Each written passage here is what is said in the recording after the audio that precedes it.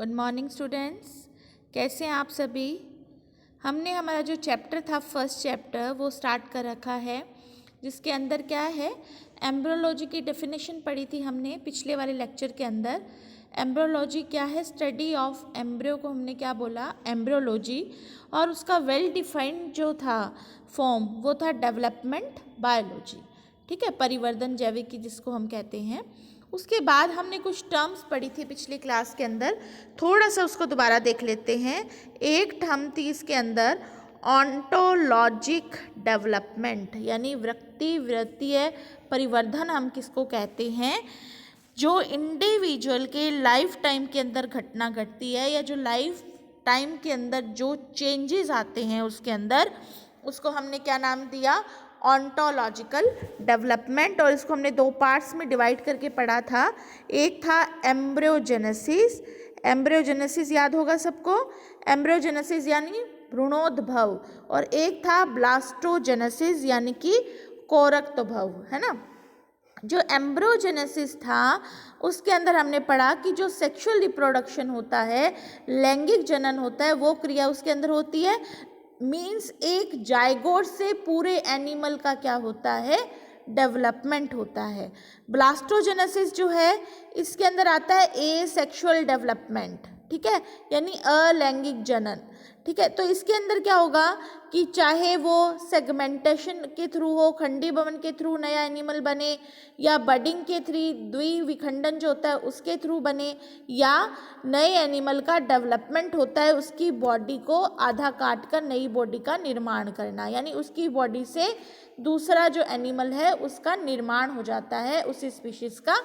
तो उसको हमने किस में रख दिया था, ब्लास्टोजेनेसिस में। एक टर्म आई थी बच्चे फाइलोजेनेटिक, है ना। फाइलोजेनेटिक मीन्स क्या होता है, ये हिस्ट्री ऑफ पॉपुलेशन की स्टडी करते हैं। इसके अंदर जाति वृत्तीय परिवर्धन पढ़ते हैं। इसके अंदर बायोलॉजिकल जो चेंजेस होते रहते हैं स्टेप टू स्टेप, यानी पुराने जो हमारे एंसेस्टर थे वो कैसे थे और कैसे हम में जो चेंजेस आए, उनको जब हम स्टेप टू स्टेप स्टडी करते हैं तो उसको हम किस में रख देते हैं, फाइलोजेनेटिक डेवलपमेंट में।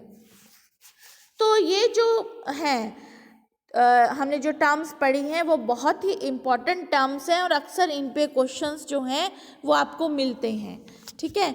नेक्स्ट हम जो स्टेप स्टार्ट कर रहे हैं दैट इज हिस्ट्री और थ्योरीज ऑफ एम्ब्रियोलॉजी। हिस्ट्री के बारे में पढ़ना है और थ्योरीज के बारे में पढ़ना है, ठीक है। तो सबसे पहले हम चलते हैं फादर ऑफ एम्ब्रियोलॉजी यानी कि अरस्तु या अरिस्टोटल, ठीक है। तो सबसे पहले जो अपना रिटन के अंदर जो नाम दिया था इसका एम्ब्रियोन जो था वो किसने दिया था, अरस्तु ने दिया था, अरिस्टोटल ने दिया था। ये क्या थे, इन्होंने सबसे पहले अपनी एक शोध प्रबंध कह सकते हैं या रिसर्च पेपर जो था पब्लिश किया था, डी जनरेशन एनिमेलियम, उसके अंदर इसका वर्णन किया था। और इन्होंने बहुत ही, ये जो थे साइंटिस्ट अरस्तु जो थे ये बहुत ही इंटरेस्ट रखते थे रिप्रोडक्टिव और ये जो डेवलपमेंट स्टडीज़ हैं इनके अंदर। और इन्होंने जो अपना वर्क किया था वो सी एनिमल्स के ऊपर अपना वर्क किया था, यानी जो सी के अंदर रहते हैं एनिमल्स उनके ऊपर अपना वर्क किया था। और इन्होंने जो वर्क किया उसके अंदर जो एग्जाम्पल लिए थे, यानी जो फिशेस इन्होंने चूज़ की थी वो थी एक तो कटल फिश यानी कि सीपिया, और एक इन्होंने किया था अपना ऑक्टोपस पे वर्क किया था, ठीक है। तो जो ऑक्टोपस जो था, ऑक्टोपस समझ रहे हैं बच्चे यहाँ पर, ऑक्टोपस जो थे उनके एग से लेकर पूरा अडल्ट तक की जो स्टडी थी वो इन्होंने यहाँ पर की थी। यानी पूरा एक एग से जब अडल्ट की फॉर्मेशन हो जाती है तो उनकी स्टडी किसने की थी, अरस्तु ने की थी। इसीलिए इनका क्या नाम रखा गया, फादर ऑफ एम्ब्रियोलॉजी, ठीक है। एक आता है word father of modern embryology, Karl von Baer को ये माना जाता है मॉडर्न एम्ब्रियोलॉजी का फादर माना जाता है। इसको भी हम आगे जब हम थ्योरीज करेंगे तो उसके बीच में बताएंगे कि इन्होंने क्या वर्क किया था अपना, ठीक है। उसके बाद आता है एक्सपेरिमेंटल एम्ब्रियोलॉजी है, जो एक्सपेरिमेंट के ऊपर जो बेस है। एक्सपेरिमेंटल एम्ब्रियोलॉजी जो है वो किसने की थी? विलियम रॉक्स ने दी थी। इसकी भी डिटेल स्टडी हम आगे थ्योरीज के अंदर करेंगे, ठीक है। तो नेक्स्ट हम चलते हैं थ्योरीज की तरफ। थ्योरीज की तरफ जाने से पहले मैं आपको एक बात और बता दूं कि जो अरस्तु थे, अरिस्टोटल थे, यह बोलते थे कि जो एग होता है वो अनडिफरेंशिएट होता है। यानी अनडिफरेंशिएट मीन्स जो सेल्स होती हैं वो पर्टिकुलरली ये नहीं बता पाती कि ये वाली जो सेल्स हैं वो क्या बनाएंगी, और सेल क्या होती है? सिंगल होती है इसके अंदर, ठीक है। बाद में जब फर्टिलाइजेशन होता है उसके बाद सेल का क्या होता है? विभेदन होता है या उनका डिफरेंशिएशन होता है, ठीक है। अब चलते हैं हम नेक्स्ट थ्योरीज के ऊपर। थ्योरीज जो थी, जो हमें थ्योरीज पढ़नी है हमारे सिलेबस के अंदर, वो कौन कौन सी हैं? Pre formation theory, epigenesis theory, mosaic, regulative theory, gradient theory, Spemann theory और थ्योरी ऑफ ऑर्गेनाइजर्स, ठीक है। तो ये जो है थ्योरीज, इसके अंदर पहले हम इन 3 थ्योरीज को पढ़ेंगे और नेक्स्ट लेक्चर के अंदर ये 4 थ्योरीज उठाएंगे पीछे वाली।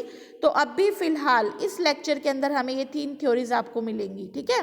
तो उसके बारे में हम 1 बाय 1 क्या है स्टडी करते हैं कि इन्होंने क्या कहा। प्री फॉर्मेशन थ्योरी, ठीक है, ये बहुत ही पुरानी थ्योरी है, ठीक है। और मुझे लगता है लगभग सभी बच्चों ने इस थ्योरी का नाम भी सुन रखा होगा कि ये क्या है, प्री फॉर्मेशन थ्योरी, ठीक है। प्री फॉर्मेशन जो थ्योरी है, ये थ्योरी है, इसका मीन्स देखिए क्या है यहाँ पर कि प्री मैंने क्या होता है? पहले, ठीक है। यानी पहले से फॉर्मेशन यानी किसी चीज का बनना, यानी कि पहले से ही क्या है, कोई जो चीज़ है वो बन चुकी है। नाम से तो इसके यही पता लग रहा है कि ऐसी थ्योरी है इसके अंदर कि कुछ ऐसा बताया गया है कि पहले से ही किसी चीज़ का क्या हो चुका है? निर्माण हो चुका है, या कोई चीज़ जो है वो पहले से बन चुकी है, ठीक है। तो ये बताया। अब देखिए इसके अंदर क्या है, कुछ साइंटिस्ट का मानना था कि जो एग हैं, ठीक है, या जो शुक्राणु हैं, इन दोनों के अंदर पहले से ही एक छोटा या सूक्ष्म रूप जो होता है वो विजिबल हो जाता है कि ये जो एग है इसके अंदर से कैसा अडल्ट जो है वो बनेगा, और स्पर्म के अंदर से भी ऐसा पता लग जाता है कि अडल्ट जो है, वयस्क जो है वो कैसा बनेगा, ठीक है। तो ये क्या है, पहले से ही तय हो जाता है। अलग अलग साइंटिस्ट ने अलग अलग व्यूज़ दिए हैं यहाँ पर स्वान मेंडर जो है, इन्होंने कहा कि जो बटरफ्लाई थी, ठीक है, बटरफ्लाई के जो एग हैं उस एग के अंदर पहले से जैसे लार्वा प्रेजेंट होता है, इसी तरीके से क्या है सारे एनिमल्स के अंदर, सभी के अंदर क्या है, जो एग है उसके अंदर छोटा जो रूप है वो प्रेजेंट रहता है। यानी कहने का मतलब है कि जो एग बना है या जो शुक्राणु है, ये जो है पहले से एक छोटा रूप जो है वो लेकर चले हुए होते हैं, ठीक है। अभी देखिए आप यहाँ बॉनेट और हेलर आए थे। इन्होंने कहा कि एक छोटी इमेज बन जाती है, किसकी इमेज? अडल्ट की इमेज, छोटी अडल्ट की इमेज यानी मिनिएचर ऑफ अडल्ट बन जाती है। जिन्होंने इस बात का समर्थन किया उसको ओविस्ट बोला गया, यानी जिसने ये कहा कि जो अंडा है उसके अंदर छोटी फॉर्म प्रेजेंट है तो उसको क्या बोला गया? ओविस्ट, ठीक है। और ये किसने बताया था? बॉनेट और हेलर ने। और कुछ साइंटिस्ट ऐसे थे जिन्होंने कहा कि जो शुक्राणु होता है उसके अंदर छोटा मिनिएचर होता है अडल्ट का, तो उनको क्या बोला गया? स्पर्मिस्ट बोला गया। और ये किसने बताया? लुइन होग और हार्टसोकर ने ये चीज़ बताई थी, ठीक है। तो ये दोनों हैं कि एग के अंदर भी एक रूप प्रेजेंट हो सकता है और शुक्राणु के अंदर भी। दोनों अलग अलग मत हो गए कि एग के अंदर भी प्रेजेंट है और स्पर्म के अंदर भी प्रेजेंट है। एग के अंदर की बात जो करेगा वो कौन होगा? ओविस्ट, और जो स्पर्म की बात करेगा वो कौन होगा? स्पर्मिस्ट। ठीक है, तो बाइबल के अनुसार अगर हम बाइबल की बात करें तो बाइबल में भी ये जिक्र किया गया था कि आदम और ईव जो है वो पहले का जो रूप है वो लेकर चलते हैं। आदम मीन्स मेल, मेल मीन्स शुक्राणु के अंदर, और ईव मीन्स फीमेल, यानी एग जो है उसके अंदर क्या है? छोटा रूप जो है वो प्रेजेंट रहता है। तो हम देख सकते हैं कि बहुत पुरानी चीज़ें हैं, यानी बहुत पुरातन काल से ये बातें चलती आ रही हैं। नेक्स्ट देखिए, निकाल हार्टसोकर ने क्या किया? बर्ड्स जो थे, पक्षी जो थे, उसके अंदर स्पर्मेटाजोआ जो होता है, यानी स्पर्म जब बनता है तो उसके अंदर उन्होंने बताया कि एक स्मॉल स्ट्रक्चर उनको दिखाई दे रही है। वो जो स्मॉल स्ट्रक्चर है, उस स्मॉल स्ट्रक्चर का नाम इन्होंने क्या ले रखा? होम्योनकुलस, यानी कि लिटिल मैन, छोटा आदमी। ये छोटा आदमी जब फर्टिलाइजेशन हो जाता है, यानी कि जब निषेचन हो जाता है किसके साथ? एग के साथ, तो ये छोटा आदमी क्या करता है? उससे न्यूट्रिशन लेता रहता है, उससे पोषण लेता रहता है और ग्रोथ करता है, और लास्ट में जाकर क्या बन जाता है? अडल्ट बन जाता है। यानी सीधा सीधा ये स्पर्मिस्ट थे, यानी कि इन्होंने सीधा सीधा समर्थन किया कि जो भी वर्क हो रहा है वो किसके अंदर हो रहा है? स्पर्मेटाजोआ के अंदर हो रहा है। यानी स्पर्मेटाजोआ है वही क्या है? रिस्पॉन्सिबल है बनाने के लिए कि आगे का अडल्ट जो है वो कैसा बनेगा। ठीक है, आपको समझ आ गया ये सब? आप देखिए, जब प्री फॉर्मेशन थ्योरी बन गई तो ऑब्वियस है कोई चीज़ बनेगी तो कुछ उस पर क्या करेंगे? ऑब्जेक्शन भी करेंगे कि नहीं नहीं ये बात सही नहीं है। ठीक है, तो कुछ रिजेक्शन इस थ्योरी पर भी हुए। ये जो रिजेक्शन था ये क्या? सेंट हिलेरे ने, ठीक है, सेंट हिलेरे ने बताया कि जो हैन एग है, इन्होंने एक एग्जाम्पल लेकर बताया था। इन्होंने एक एग्जाम्पल लिया, किसका? हैन एग का एग्जाम्पल लिया। इन्होंने एक एग लिया और उस एग को क्या किया? वार्निश कर दिया, किससे? वैक्स से। ठीक है, और उसको हिलाकर रख दिया। ठीक है, हिलाकर रखा। उसके बाद क्या हुआ? उसके अंदर से चिक निकले, यानी कि जो बच्चे निकले वो कैसे थे? एबनॉर्मल थे। ठीक है, अब एबनॉर्मल थे ये बच्चे, तो उन्होंने बताया कि अगर पहले से ही अगर कोई एनिमल के अंदर जो एग है उसके अंदर अगर पहले से ही अगर बॉडी बन जाती है एडल्ट की, तो वो हिलाने पर टूटनी नहीं चाहिए थी, कोई भी सेल जो है वो डिस्ट्रॉय नहीं होनी चाहिए थी। कहने का मतलब तो यही हुआ कि जो एनिमल है अगर उसके अंदर होता वो एनिमल, तो उसके अंदर किसी भी प्रकार का एबनॉर्मलिटी या विकृति थी वो आनी संभव नहीं थी। ठीक है, सेंट हिलेरे ने बताया, किसके ऑब्जेक्शन में? प्री फॉर्मेशन थ्योरी के ऑब्जेक्शन में। ठीक है, बाद में कंक्लूजन निकाला गया कि जो एग है वो डेवलप होता है तो ये डिपेंड करता है बाहरी बल के ऊपर, यानी बाहर से किस तरह का बल या किस तरह का उनको रेडिएशन मिल रहा है उसके ऊपर ये डिपेंड करता है सारा। ठीक है, यदि अंडे में एम्ब्रियो फॉर्मेशन होती है, पहले होती है, तो एबनॉर्मलिटी जो थी वो नहीं आती। जो मैंने अभी आपको बताया कि अगर एग के अंदर से पहले से ही मिनिएचर दिखता है तो उसके अंदर से किसी भी तरह की एबनॉर्मलिटी जो थी वो नहीं आनी चाहिए थी। ठीक है, उसके बाद कार्ल वॉन बियर जो थे, इन्होंने भी स्टडी की एग के ऊपर। इन्होंने बताया कि जो एम्ब्रियो है वो क्या है? विभेदित होता है, डिफ्रेंशिएटेड होता है। ठीक है, यानी एग और स्पर्म जो हैं जब ये पूरे कंप्लीट फर्टिलाइज्ड हो जाते हैं उसके बाद इनके अंदर क्या होता है? डिफ्रेंशिएशन का जो प्रोसेस है वो होता है इसके अंदर। ठीक है, तो इन्होंने अपना जो वर्क किया उसको पब्लिश भी किया, और इन्होंने जो अपना वर्क था वो पब्लिश किया था डेवलपमेंट हिस्ट्री ऑफ एनिमल्स के अंदर। ठीक है, इसको एक हेडिंग बनाई उन्होंने, डेवलपमेंट हिस्ट्री ऑफ एनिमल 1828 के अंदर।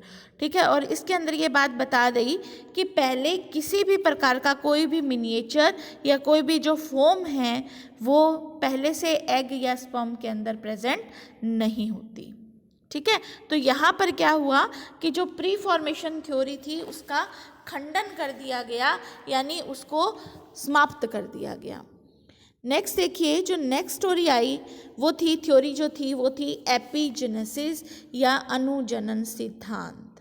ठीक है, ये जो सिद्धांत था ये दिया था कैस्पर फ्रेडरिच वोल्फ ने, और इन्होंने ये बताया कि जो एग है उसके अंदर क्या होते हैं, प्रोग्रेसिव चेंजेस होते रहते हैं एम्ब्रियो के अंदर, और एक सिंपल एम्ब्रियो से एक कॉम्प्लेक्स एम्ब्रियो की फॉर्मेशन होती है। यानी कि सारे के सारे स्टेप होते हैं, एग होता है, स्पर्म होता है, दोनों का फर्टिलाइजेशन होता है, और जाइगोट की क्या होती है, फॉर्मेशन होती है, और उस जाइगोट के बाद ब्लास्टूला बनता है, गैस्ट्रुलेशन का प्रोसेस होता है।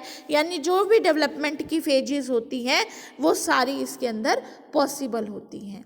ठीक है, इन्होंने एक बुक भी लिखी थ्योरिया जनरेशन, जिसके अंदर ये बताया गया कि एग के अंदर प्रोग्रेसिव डेवलपमेंट होता है जो कि सिंपल से कॉम्प्लेक्स फॉर्मेशन की ओर चलता है।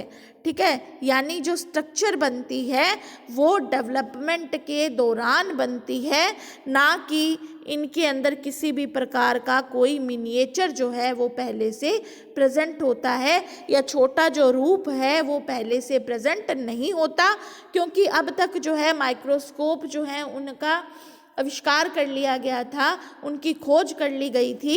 तो माइक्रोस्कोप स्टडी से ये पता लगा था कि किसी भी प्रकार का मिनिएचर एग और स्पर्म के अंदर प्रेजेंट नहीं होता।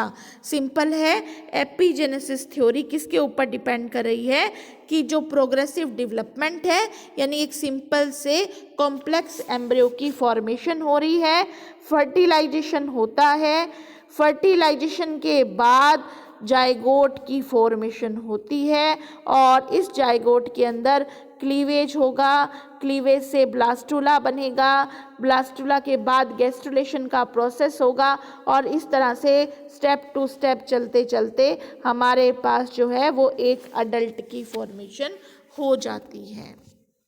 ठीक है, तो ये क्या रही, थ्योरी ऑफ एपिजेनेसिस रही। नेक्स्ट जो थ्योरी हम करने जा रहे हैं वो है मोज़ेक थ्योरी। किमर सिद्धांत भी इसको बोला जाता है, और इसको किसने दिया था, विलियम रॉक्स ने दिया था। विलियम रॉक्स का नाम मैंने फर्स्ट पेज पे आपको दिखाया था। किसके फादर हैं वो, एक्सपेरिमेंटल एम्ब्रियोलॉजी के, क्योंकि इन्होंने अपना वर्क जो था वो एक्सपेरिमेंट करने के उपरांत जो था उसका डिसीजन सुनाया। इन्होंने कहा कि स्टेप टू स्टेप होता है। ठीक है, सारा कुछ जो है वो स्टेप टू स्टेप चलता है, यानी फेजेस के अकॉर्डिंग चलता है कि फर्टिलाइजेशन होता है, और फर्टिलाइजेशन के बाद जाइगोट बनता है, क्लीवेज होता है, क्लीवेज के बाद एक ब्लास्टूला की फॉर्मेशन होती है जिसके अंदर बहुत सारी सेल्स होती हैं, कोशिकाएं होती हैं, जिनको हम क्या बोलते हैं, ब्लास्टोमियर। और इस ब्लास्टोमियर या इस ब्लास्टूला को इन्होंने क्या नाम दिया था, मोज़ेक नाम दिया था। ठीक है, इन्होंने बताया कि जो एग होता है, एग के अंदर सबसे पहले होमोजीनस जो पदार्थ है, यानी जो पदार्थ भरा रहता है, जो सब्सटेंस भरा रहता है वो इक्वल भरा रहता है स्टार्टिंग के अंदर, और जैसे जैसे क्लीवेज होता है नंबर ऑफ सेल्स बनती हैं, और उसके बाद ये जो सेल्स होती हैं ये भविष्य बनाती हैं, भविष्य को तय करती हैं। ठीक है, इसके बाद देखिए आप, कंप्लीट जो ये सारा बेस है वो किसके ऊपर था, एक्सपेरिमेंट के ऊपर बेस था। देखिए इन्होंने क्या एक्सपेरिमेंट किया, 1888 के अंदर विलियम जो रॉक्स थे इन्होंने बताया कि जो सेल है, एग जो है, ठीक है, यानी जाइगोट जो है वो बन चुका है, युग्मनज जो है वो बन चुका है। जब ये 2 सेल स्टेज के ऊपर आया तो इसने क्या किया, जो रॉक्स थे इन्होंने क्या किया कि एक पिन ली गरम और इसकी एक सेल के अंदर चुभो दी। ठीक है, चुभोने के बाद क्या हुआ, एम्ब्रियो जो डेवलप्ड हुआ वो एम्ब्रियो कैसा बना, वो आधा एम्ब्रियो बना, क्योंकि आधी सेल जो दूसरे जो सेल था उनको ये क्या कर चुके थे, ये डिस्ट्रॉय कर चुके थे, यानी उस सेल का जो काम था वो अधूरा रह गया, यानी वो नहीं हुआ पूरा। तो क्या हुआ कि एम्ब्रियो का आधा पार्ट ही क्या हुआ, डेवलप हुआ इसके अंदर। तो इन्होंने ये बताया कि ये रिजल्ट निकला इसके अंदर कि जब 2 सेल स्टेज होती है, यानी जिस दौरान क्लीवेज स्टार्ट हो जाता है, तभी से क्या है, उसका जो एग का जो भविष्य है, जो एम्ब्रियो का भविष्य है, वो क्या है, बन जाता है।